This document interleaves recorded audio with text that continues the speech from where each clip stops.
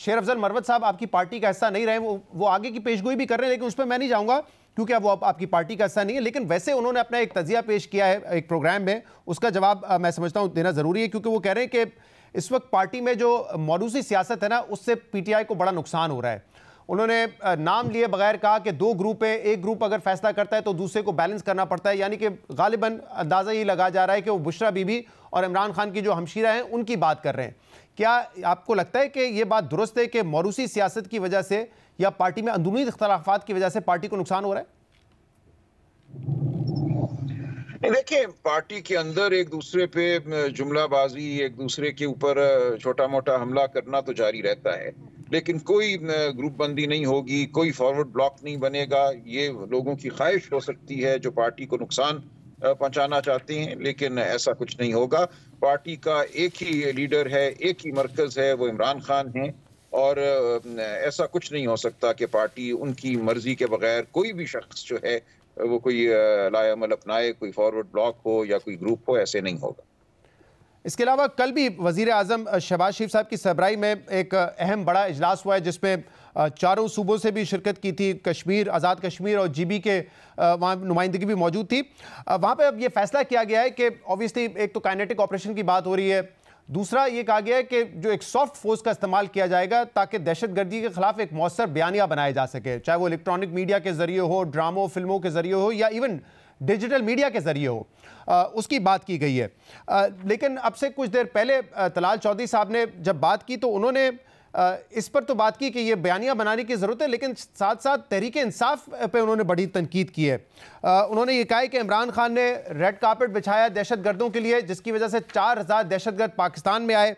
वो ये कहते हैं कि पीटीआई जो है दहशतगर्दी की मजम्मत करने के बजाय, उनके खिलाफ बयान देने के बजाय उनके हौसला अफजाई कर रही है, और ये मामला भी कह रहे हैं कि वो हम चलने नहीं देंगे।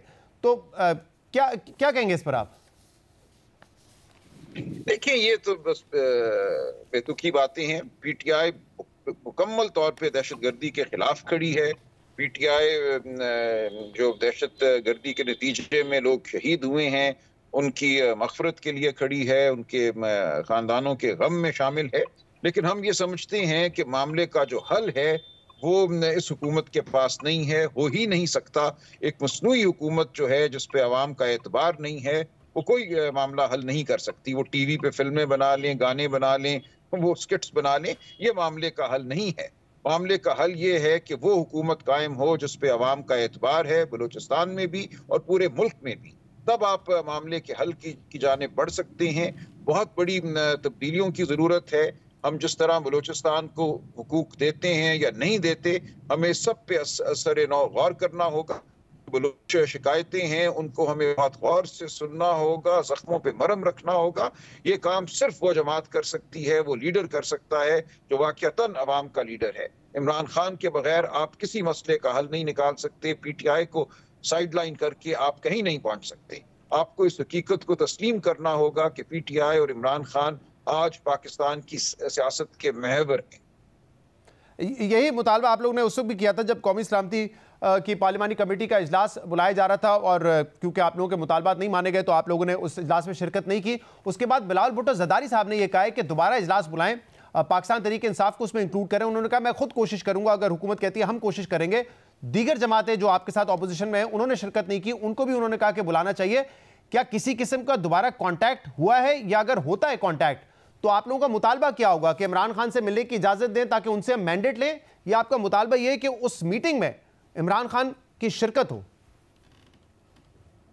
देखिए, उनकी शिरकत बिल्कुल होनी चाहिए। राना सनाउल्लाह भी बात कर चुके हैं, पैरोल पे वो आ सकते हैं, और ये मीटिंग होनी चाहिए उन लोगों की जो अवाम के हकीकतन नुमाइंदे हैं। देखिए, एक फॉर्म 47 की असेंबली में आप 40 लोगों को एक बंद कमरे में बिठा देते हैं जिनका कुछ लेना देना ही नहीं है अवाम के साथ। वो अपने हल्के में तीसरे चौथे नंबर पे थे, उनको आपने असेंबली में बिठा दिया और उनसे आप मशवरा कर रहे हैं और उनकी राय के मुताबिक आप कहते हैं आप फैसला करेंगे। ये एक मजाक है।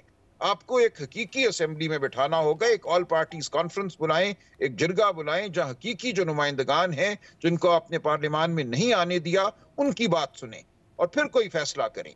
अपने आप से मजाक ना करें, पाकिस्तान के साथ मजाक ना करें, और इमरान खान के मशवरे, इमरान खान की हिदायत के बगैर कोई हल नहीं होगा।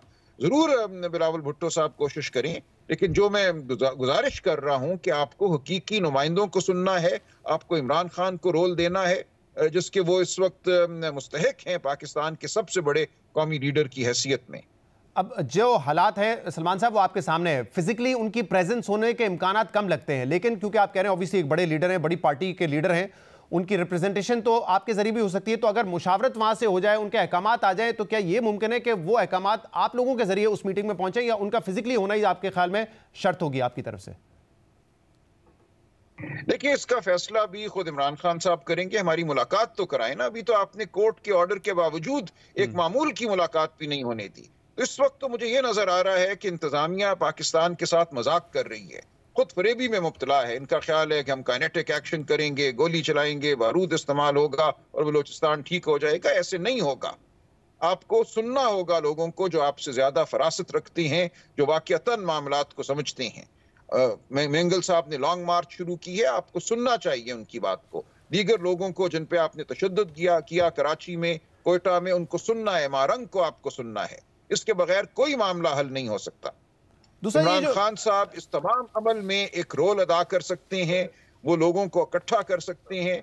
कुदरत ने उनको ये ताकत दी है, तारीख ने उनको ये ताकत दी है, पाकिस्तान के अवाम ने उनको ये ताकत दी है कि वो सबको इकट्ठा करके, यकजा करके मसले का हल निकाल सकते हैं। आप अगर पाकिस्तान से मुखलिस हैं तो आपको ये सब कुछ करना होगा। सलमान साहब, लेकिन ये जो तलाल चौधरी साहब के हवाले से मैंने सवाल किया था कि वो ये एक तो वो कह रहे हैं कि हम बयानियां बनाएंगे, लेकिन फिलहाल एक तनकीदी बयानियां आपके हुकूमत, आपकी जमात की तरफ भी है ना, कि सोशल मीडिया पे जिस तरह का कंटेंट या कोई दहशतगर्दी का वाकया होता है तो उसकी हौसला अफजाई की जाती है, उसकी मजम्मत या उसके खिलाफ बात नहीं की जाती। ये जो बातें, इसको कैसे देखेंगे? क्योंकि वाकई कुछ ऐसे अकाउंट्स हैं जो इस तरह के कोई संगीन वाकयात हो जाए तो उसमें भी वो कहते हैं ना कि आग में तेल का काम कर रहे होते हैं, रादर देन कंडेमिंग इट।